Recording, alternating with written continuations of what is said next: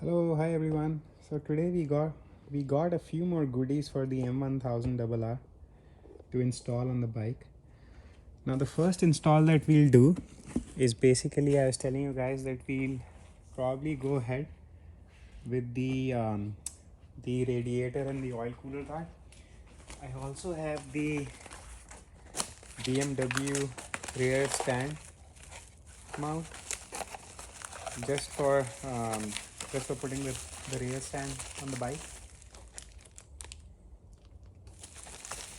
We have the tank pad. Now the bike comes without the tank pad, so we just got the M tank pad, which is quite weird. But again, we cannot fight with BMW for that.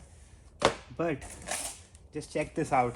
What came for the bike earlier than expected.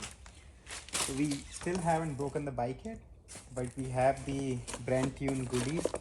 We have the IAT kit. We have the stage 1 and the velocity stacks to go on the bike.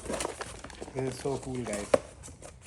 Thank you, Brentune, for sending everything on time. This is awesome.